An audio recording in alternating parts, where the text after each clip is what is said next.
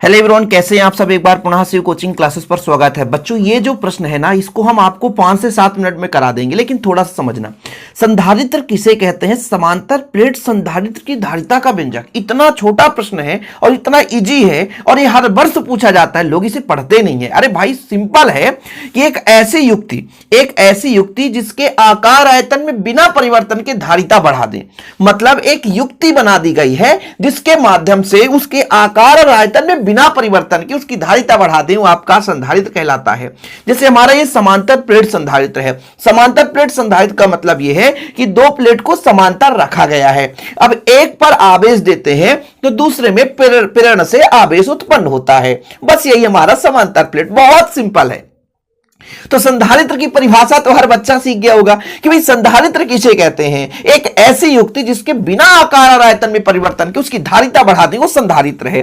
तो संधारित्र वही युक्ति है जिसके द्वारा किसी चालक के आकार आयतन में बिना परिवर्तन के उसकी धारिता बढ़ाई जा सके, तो वास्तव में वो संधारित्र है। मतलब संधारित्र एक विद्युत ऊर्जा संचित करने का साधन है। विद्युत ऊर्जा का संचित करना मतलब आवेश को संचित करना। धारिता है क्या? धारिता का मतलब होता है आवेश ग्रहण करने की क्षमता। धारिता का मतलब क्या है? आवेश ग्रहण करने की क्षमता। तो वही हम समांतर प्लेट संधारित्र की धारिता का व्यंजक निकालेंगे।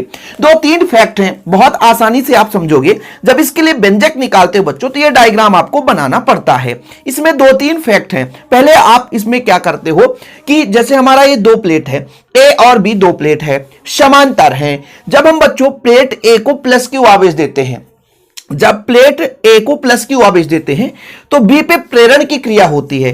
अब प्लस वाले के पास में माइनस ही उत्पन्न होगा और दूसरे पृष्ठ पे प्लस उत्पन्न होता है, जिसका संबंध पृथ्वी से होता है, तो पूरा आवेश पृथ्वी पर हो जाता है। अब आप कहो कि सर ये प्रेरण की क्रिया कैसी होती है? देखो भाई साहब, यदि कोई प्लस क्यू आवेश है तो ये जो हमारा प्लेट था इसमें दोनों आवेश रहे होंगे, तो प्लस वाले के पास माइनस वाला जाता है। जैसे मान लीजिए एक लड़का सबसे ज्यादा दोस्ती किससे बनाएगा? एक लड़की से ही बनाता है। सही है कि नहीं? गलत मत समझना यार, मजा ले रहा हूं, ठीक है? ये सत्य है, ये सत्य है। हो सकता है आपके साथ भी हो, चलो कोई बात नहीं। सर इंटरटेनमेंट कर रहे हैं? नहीं नहीं नहीं, ये सत्य घटना है। ऐसे ही जो प्लस है ना, प्लस जो है ए के पास आया है, प्लस ए के पास आया तो भाई प्लस क्या करेगा? बी से माइनस को अपनी ओर लेगा और बोले प्लस वाले भैया तू दूर चल। मतलब एक लड़का आया, बढ़िया सुंदर शानदार लड़की आ गई, उसके साथ एक लड़का है, तो बोले भैया तू किनारे हो जा, मेरे से फ्रेंडशिप होने दे। तो माइनस पास में आ गया और प्लस वाला दूसरे पृष्ठ पर चला गया। ये जो पृष्ठ है ना, इसका संबंध पृथ्वी से होता है, तो आवेश कहां चला गया? पृथ्वी पर चला गया। तो जब आप माना लिखोगे, सुपर फास्ट लेकर आए हो भाई, टाइम पास नहीं करना है। माना ए और बी समांतर प्लेट संधारित्र की 2 प्लेटें हैं जिनके बीच की दूरी डी है और उनमें प्रत्येक का क्षेत्रफल कैपिटल ए दोनों के मध्य के प्रबलतांक का माध्यम है।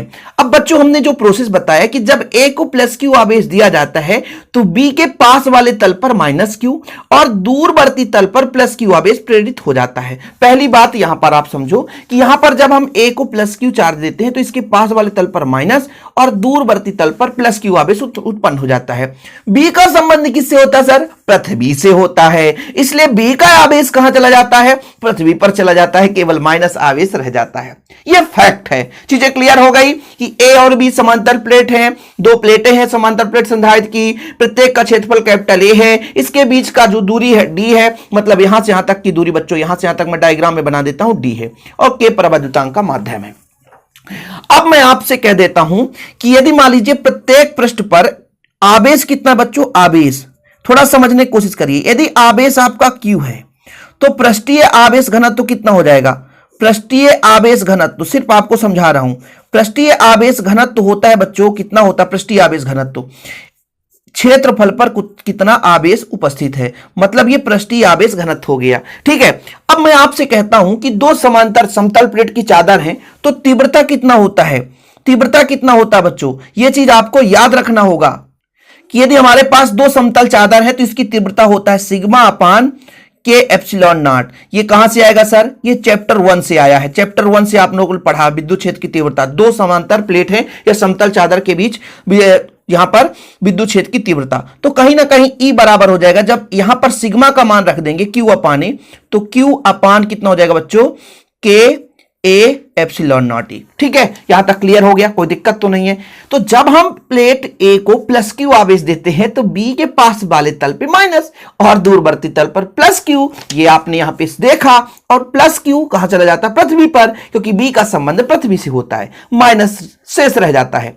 यदि प्लेट ए पर आवेश का पृष्ठ घनत्व ए और बी पर माइनस सिग्मा है, ए सिग्मा माइनस सिग्मा, तो सिग्मा बराबर क्यू अपान ए। ये आपको मैंने क्या कहा? पृष्ठीय आवेश घनत्व का सूत्र है क्यू अपान ए, सिग्मा बराबर क्यू अपान ए। यहां तक क्लियर हो गया बच्चों? दोनों प्लेटों के बीच विद्युत क्षेत्र की तीव्रता ई बराबर सिग्मा अपान के एप्सिलॉन नॉट। सिग्मा का मान यहां पर क्यू बटा ये रख दिया बच्चों, यहां पर क्यू अपान ए। ठीक है, रख दिया। इसके बाद जो विभवांतर है, विभवांतर का सूत्र होता है तीव्रता गुणे दूरी, तीव्रता गुणे दूरी, तीव्रता गुणे दूरी। तो तीव्रता हमारा कितना बच्चों? ई, और दूरी हमारा क्या हो गया? डी। और ये दूरी कहां से आया सर? दूरी कहां से आया? दोनों प्लेटों के बीच की दूरी की बात की जा रही है बच्चों, दोनों प्लेटों के बीच की दूरी की बात की जा रही है। अब इसके हम मान रख देंगे। जब हम मान रखेंगे तो कितना आएगा? चूंकि यहां से हम थोड़ा सा लिखते हैं, यहां तक क्लियर है, सबसे बन जाना चाहिए। कहां कहां से आया?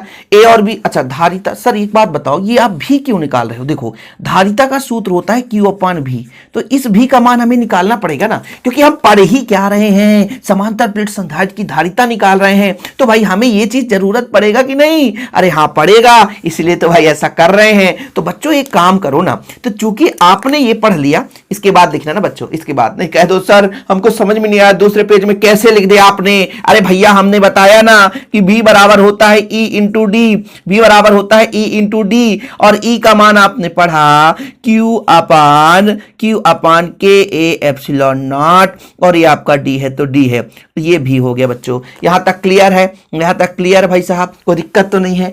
अब आपको थोड़ा सा मैं बताता हूं कि संधारित्र की धारिता, इसके आगे लिखना है, इसके आगे थोड़ा सा समय दो मुझे। संधारित्र की धारिता, क्या बच्चों? संधारित्र की धारिता C बराबर होता है Q अपान भी, तो C बराबर हो जाएगा Q अपान भी का मान कितना है? क्यू डी अपान के ए एप्सिलॉन नॉट। ये से कट गया बच्चों, ये ऊपर चला जाएगा के A epsilon not a upon D. यही है समांतर प्लेट संधारित्र की धारिता, के है एप्सिलॉन नॉट है ए अपान डी। यही है समांतर प्लेट संधारित्र की धारिता। इसके आगे यदि लिखोगे बच्चों तो मैं थोड़ा सा और यहां पर समय दे देता हूं कि यदि निर्वात